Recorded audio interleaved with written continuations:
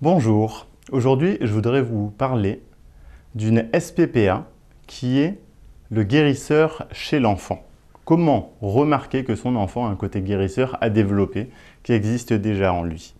Donc je ne vais pas vous réexpliquer le concept des SPPA, je pense que vous l'avez compris dans les vidéos précédentes, c'est le fait d'avoir plein de personnages intérieurs qui ont envie d'être heureux et de s'épanouir. Donc l'un de ces personnages intérieurs est le guérisseur. C'est cette petite partie de nous qui a vocation à soigner, à guérir autour de nous.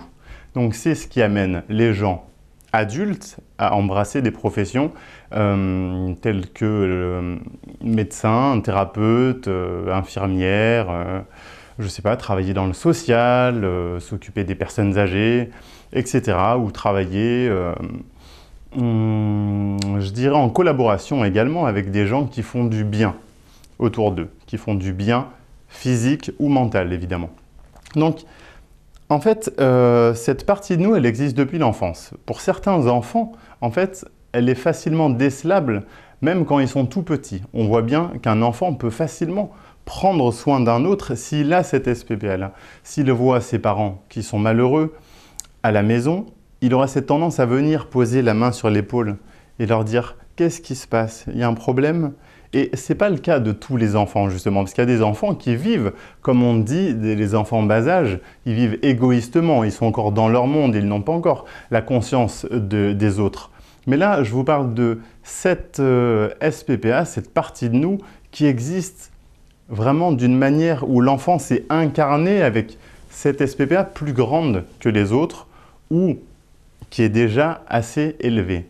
Donc ça donne des enfants en général qui se soucient des autres, qui demandent justement, qui posent la question comment ça va, qui sont prêts à écouter. Donc il est là question d'une grande écoute, une grande compréhension et compassion, et qui ont cette magie intérieure de pouvoir guérir les autres. Et cette manière aussi, je pense, qui est très importante dans la vie d'un enfant, c'est de garder des secrets. D'avoir cette sensation que les autres viennent se confier à nous, qu'ils ont besoin de nous parler et qu'on est là pour eux, on est là pour les écouter et ils repartent, ils se sentent bien, ils se sentent soulagés en fait d'avoir pu partager avec nous cette expérience. Ces enfants-là, ça donne des enfants qui ne portent aucun jugement sur qui que ce soit en général. Ils sont très ouverts, très à l'écoute. Ils comprennent que tout autour de lui, chaque personne vit des expériences différentes et ils s'y adaptent très facilement. Donc ça donne des personnes qui deviennent, même grandes, très tolérantes, justement plutôt aussi également attirées vers tout ce qui est différence des êtres humains, que ce soit religieuse, culturelle ou autre. Donc, une fois qu'on a capté, qu'on a décelé ça, cette partie chez son enfant, en fait, il faut la développer. Donc, il faut la développer sans évidemment pousser son enfant vers une orientation qui sera professionnelle ou qui aura vocation, je ne sais pas moi, à l'inscrire dans des cours spécialisés pour donner des soins, parce que ça reste un enfant. Il ne faut pas quand même rendre cet enfant plus mature qu'il ne l'est. Donc, il faut respecter son âge, évidemment, mais en même temps, l'amener à vivre des expériences où il va pouvoir développer ses dons, ses capacités, en l'emmenant dans la nature, au contact des arbres, en entendant des sons différents. Donc c'est aussi très important pour ces personnes de vivre, d'apprendre une culture musicale ou artistique. C'est de pouvoir développer autre chose en fait que leur cerveau intellectuel, mais aussi développer leurs sensations, leur toucher, leur demander un massage, leur demander de rentrer en contact avec nous, de poser les mains sur notre tête, pour que l'enfant le fasse pour lui sans aucune barrière que nous adultes avons. C'est-à-dire que les enfants sont de très grands guérisseurs justement parce qu'ils n'ont pas encore appris à douter d'eux. Ils n'ont pas encore appris à se dire que ce qu'ils font, c'est nul, ou à se dire que ça ne va pas marcher. C'est notre ego à nous d'adultes qui ne nous permet pas de croire en nous.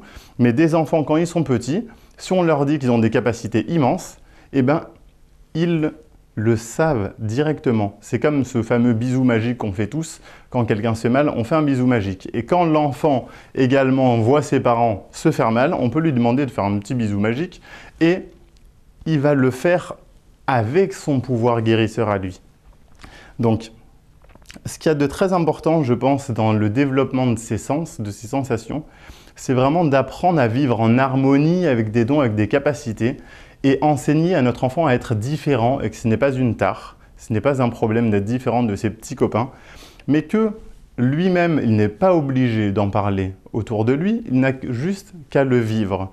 Donc, vous pouvez également acheter un animal de compagnie pour développer ce côté où il va devoir s'occuper de quelqu'un au quotidien, parce que tous les enfants ont besoin aussi, donc là je dis bien tous, ça veut dire que nous avons tous cette SPPA-là, de s'occuper des autres ou de solliciter notre pouvoir guérisseur. Donc je voudrais vous demander également de faire un exercice de conscience avec ces enfants, de conscientisation, évidemment sans intellectualiser, parce qu'il ne faut pas donner un enseignement théorique et cérébral, mais juste les amener dans des situations de pratique immédiate. Et ce travail, c'est un travail à la fois sur la conscience, mais c'est aussi un travail énorme sur le respect de l'enfance.